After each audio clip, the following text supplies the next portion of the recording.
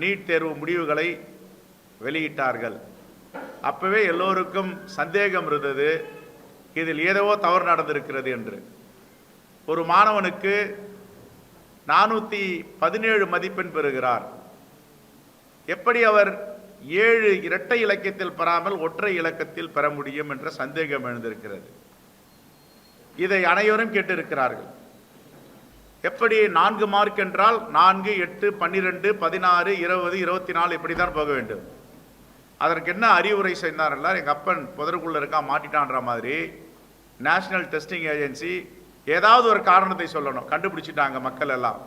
அதுக்கு என்ன சொன்னாங்கன்னா, கிரேஸ் மார்க் போட்டோம் நாங்கள். மீண்டும் எதுக்காக கிரேஸ் மார்க் போட்டீங்கன்னு கேட்குறாங்க. அதுக்கு என்ன சொல்கிறாங்கன்னா, நாங்கள் வினாத்தாள்களை கொடுப்பதற்கு தாமதமாகிவிட்டது, ஆகையால் அவர்களுக்கு 1 மார்க் கிரேஸ் மார்க் போட்டோன்றாங்க. இன்னொரு இடத்துல தாமதமாக தேர்வை ஆரம்பித்ததுக்கு நாங்கள் கிரேஸ் மார்க் போட்டோம்.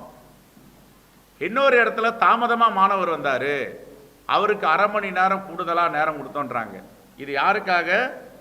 யார் யாருக்கிட்டலாம் இவங்க ஒரு ஒப்பந்தம் போட்டு வச்சுருந்தாங்களோ உங்களை தேர்ச்சி பெற வைப்போம்னு அவங்கக்கிட்ட. அப்போ சாதாரண கிராமப்புற ஏழை எளிய மாணவன் பேருந்து கிடைக்கவில்லை, அம்மா அப்பா சைக்கிளில் கொண்டு வரதுக்கு லேட் ஆகிடுச்சு, மோட்டர் சைக்கிளில் கொண்டு வரதுக்கு தாமதம் ஆகிடுச்சு, பேருந்தில் வரதுக்கு தாமதம் ஆகிடுச்சுன்னா அவங்களுக்கு இந்த கிரேஸ் மதிப்பெண்ணும் அரை மணி நேரம் கூடுதலாக ஏன் இந்த நேஷனல் டெஸ்டிங் ஏஜென்சி NTA கொடுக்கவில்லை?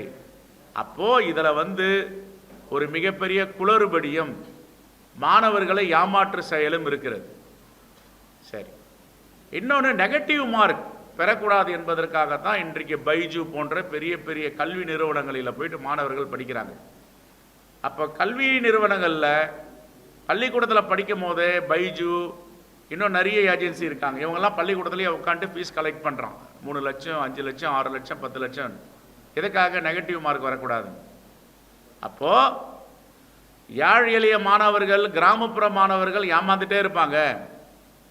வசதி படைத்தவர்கள், பணம் உள்ளவர்கள் இந்த நீட்டில் தேர்ச்சி பெறுவாங்க. ஏற்கனவே உதித் சூர்யா கேஸ் தெரியும். உதித் சூர்யாவுடைய தந்தை மருத்துவர் இந்த நீட்டை கண்டுபிடிச்சிட்டார். நீட்டு ஏழை எளிய மாணவர்களுக்கு இல்லை, இது சாமானியர்களுக்கு இல்லை, கிராமப்புறத்தை சார்ந்தவர்களுக்கு இல்லை. ஆனால் நாம் இதில் எப்படி வேண்டுமானும் விளையாடலான்ட்டு பணம் கொடுத்து மகாராஷ்டிராவில் தேர்வு எழுதி எப்படி தேர்ச்சி பெற்றார் என்றதெல்லாம் CBI இன்னும் விசாரிச்சிட்டு இருக்கு, கைது பண்ணியிருக்காங்கலாம். இதுதான் நீட்டுடைய அவலம். மாண்பு முதலமைச்சர் நேற்று கூட தமிழ்நாட்டுக்கு மட்டுமல்ல எல்லா மொழிகளிலும் இதை மொழிபெயர்த்து எல்லா மாநிலங்களுக்கும் அனுப்பியிருக்கிறார். அது வரவேற்கத்தக்கது. எங்களுடைய தலைவர் ராகுல் காந்தி அவர்களும் இந்தியா கூட்டணி ஆட்சி அமைத்தவுடன் அந்தந்த மாநிலங்களுக்கு தேவை என்றால் நீட் தேர்வை நடத்தி கொள்ளலாம், இல்லை என்றால் விட்டுவிடலாம், இது மாநில உரிமை என்று சொல்லிவிட்டார்.